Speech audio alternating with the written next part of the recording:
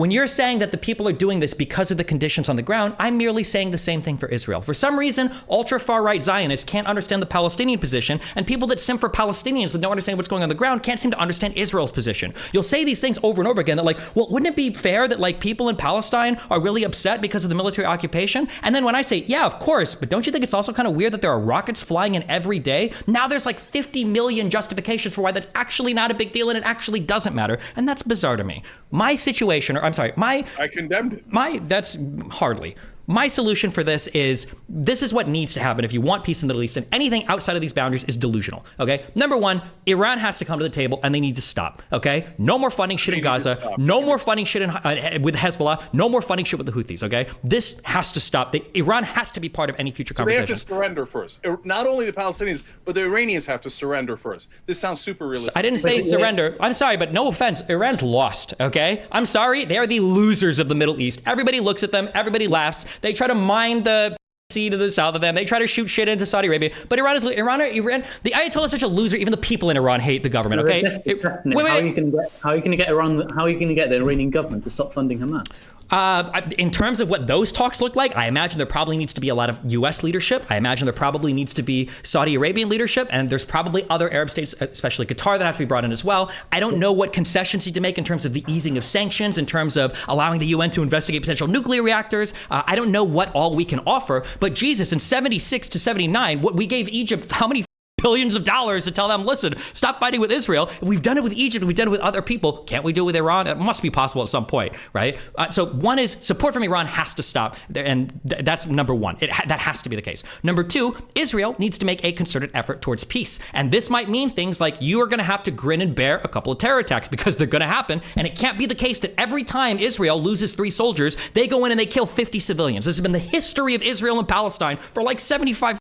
That cannot be happening over and over and over again, because obviously it foments hatred on both sides. Okay, so Israel needs to bear it. They need to work towards peace. They need to be willing to make some concessions, like dump some of these enclave settlements. Okay, you have to be willing to dump some of these. You can't continue to expand them because the settlements are obviously severely hamper the peace process. And if you want to keep some of them, when you start to do your land swaps, you need to be willing to offer a lot for places like Hebron. Okay, you can't have these enclaves out here that destroy the contiguous state. Okay, on the Palestinian side, okay, there needs to be a hardcore de-radicalization effort. You have to acknowledge that the Palestinian people want violence.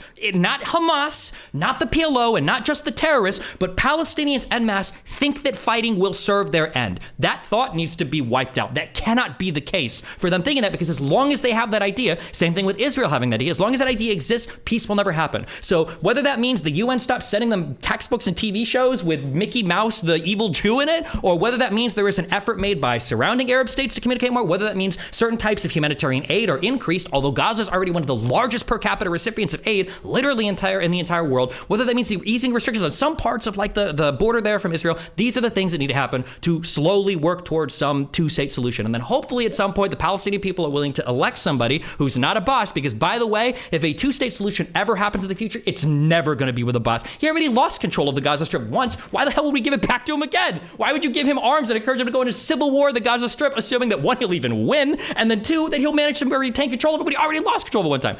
Those are the things that need to happen if you actually want to see a two-state solution come about in the future. Anything else is cope, and I'll fight on any of those points. Destiny, I want to push in 2 points, and I'll go to Cenk to give him a chance to respond. 2 points. Iranian government and de-radicalization. First of all, Iranian government, you said your whole point of peace, of solution for peace, has to be based on reality.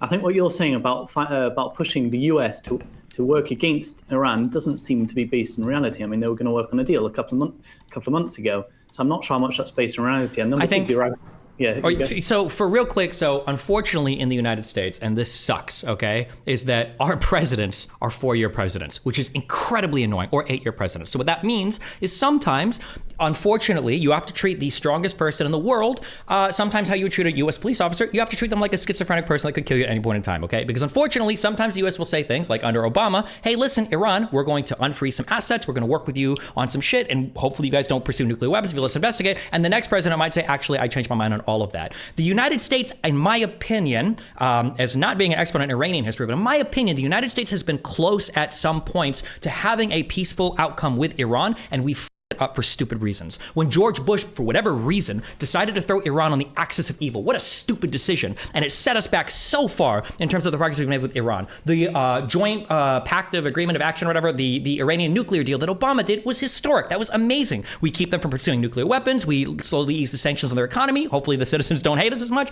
And then Trump rolled that back. So I don't think it's impossible that the United States can pursue normalizing some type of relationship with Iran. We just have to not have schizophrenic leadership that is changing deals that we're making every time a new president comes into office, in my opinion. Okay, so let me push on the next question. But anyway, that was the point to really promote your presidency, Ron. But let me push on the de-radicalization point now. I don't think the people in the Palestinian Authority actually, in their hearts, really want violence. They're in that space in Gaza, and they have their only hope really is Hamas. There is no other feasible hope. Who are they going to hope for? The Israeli government? No, that doesn't even make sense. In their hearts of hearts, they don't actually want violence. If there were to be another solution of peace, they would probably want that, something reasonable. I can only go by polling data and what exists on the ground. Now, today, funnily enough, if you look at the support for Hamas or the October 7th attacks, in the Gaza Strip, that has fallen, I think, to around 55%. Now, in the West Bank, I think it's risen up to 80%, but it makes sense why. People in Gaza, after getting, completely bombed and obliterated, and all of their citizens, half of them being, expelled basically from northern Gaza, are like, you know what? The October 7th attacks actually weren't that good. This sucks. Now, the people in the West Bank, the support for the October 7th attacks for them, that has risen to 80%. I'm not trying to say that Palestinians are inherently violent people. If you want to talk about inherently violent people, you could almost make the same argument for Israel, right? The entire existence of them in that region, whether we're talking about the ear gun that existed, prior to the IDF, whether we're talking about the entire formation of Israel and the territorial expansion, blah, blah, blah. You can make that argument of Israel. I'm just saying we have to understand that right now, Palestinians feel like if we fight, we will win and we'll have a better outcome. That thought needs to be eliminated. They cannot think that, because as long as they think that, why would they push for peace? What's the motivation? If you think fighting is better, why would you try to negotiate with an adversary that you want expelled from the region? I think we really need to give Cenk a chance to respond to this. Yeah.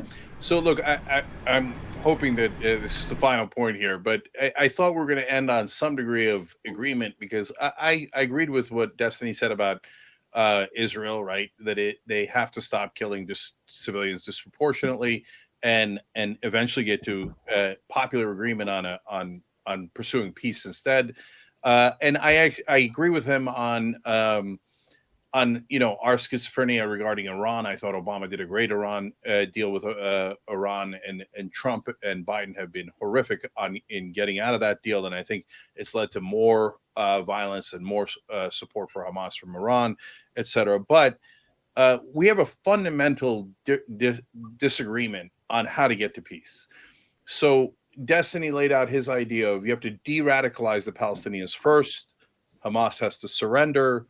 Iran has to not surrender, but say we're just magically going to give up every kind of power we have in the Middle East. And the way that they have power, we have nukes, we have overwhelming military.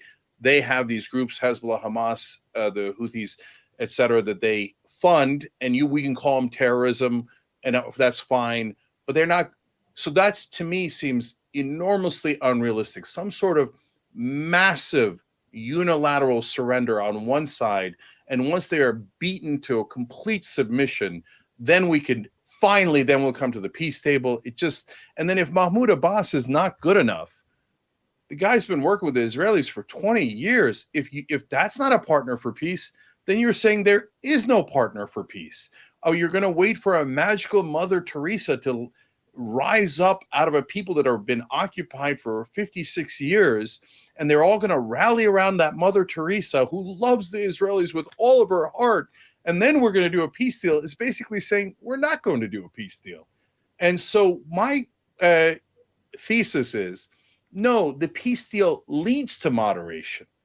You want de-radicalization, so do I. But as we showed in the Egypt-Israel peace deal, the de-radicalization comes after the peace deal, not before the peace deal. If you try to put it before the peace deal, it becomes an impossible standard that can never be met. And that's why Dick Cheney, when he said we don't negotiate with evil, when he came to Iran willing to give up their uranium program, he said he wanted them first to completely give up everything they believed in before he would even negotiate with them. He blew it. We could have taken their uranium out. You don't negotiate with angels who have already agreed that they love you. You negotiate with your enemies who hate you. That's why you're in a war. So yes, a lot of Palestinians do not like the Israelis. Expecting them to like their occupiers, to say that it's unreasonable is an understatement. Instead, get the two sides who hate each other. And yes, tons of Israelis hate the Palestinians and are voting for people who occupy them, bomb them, kill them, etc. But I don't hold it against Israeli civilians. It's a power dynamic. The powerful do that to the powerless in almost every circumstance. And the powerless usually fight back with water pipes turned into terrible, stupid bombs that barely work. That is the power dynamic. The way to get beyond that dynamic is to get to a peace deal that then de-radicalizes both populations. And we've already done it before in this exact circumstance, Israel, Egypt. That's why doing a peace deal roughly along the 2000 proposal with the Palestinian Authority is the only plausible way to get to peace. Further bombing, further invasion, further war crimes, further occupation is never, ever going to get to a peace deal. Destiny, do you want to respond, and then we're going to finish off? I mean, when we talk about massive unilateral surrender on one side, I mean, like the writing is on the wall. Like, Iran has already lost so much influence. They know this. Syria is still like a borderline failed state. Lebanon is barely a country right now. Yemen is, in disarray, right? You're comparing these countries. So, like, do we really expect them to give up to Saudi Arabia, the UAE, Bahrain, even Qatar? Like, come on, like the writing is on the wall. This is a foregone conclusion. We know what the future is going to look like. There is no future where Iran and Syria are leading politics in the Middle East. It's not happening. Ever since Saddam Hussein was gone, like the idea of some Shia power that was going to overthrow everybody else and lead this, we're done. Not only is that gone, everybody else has basically recognized it. And I think Iran is on the way, at least the people are, but we'll see, what that happens in the future, I guess.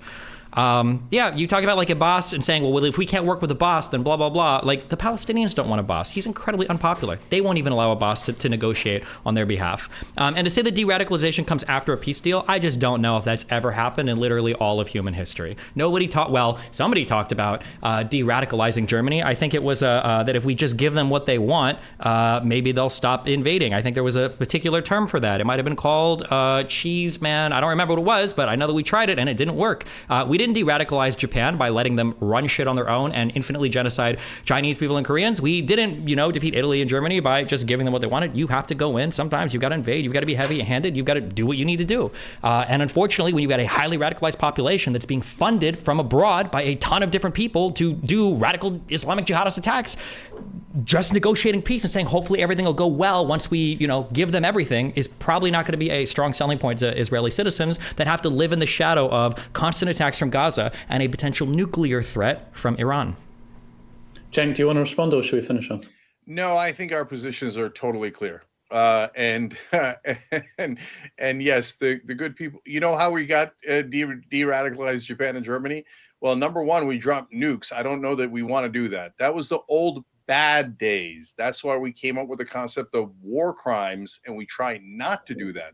But ultimately, what de-radicalized them wasn't even the nukes. It was that we did the Marshall Plan, and we rebuilt our enemies and turned them into our top allies. That the path of peace and diplomacy is not just one that is more moral, it's one that's more diplomatic, strategic, and intelligent, and has shown success over and over again. The path of war leads to only more war. But I appreciate you guys. I appreciate Ellie for you, organizing this conversation. I hope that people got something out of it. I think they did, and I think you did a great job moderating. And Destiny, I appreciate that we exchange these ideas, and we have to, so that people can learn from it. So hopefully this was a productive conversation. Thanks, Cenk, and thanks, Destiny. Just at one quick point before we finish, Destiny, would you potentially have a debate with Norman Finkelstein? If you wanted to, yeah, of course, yeah.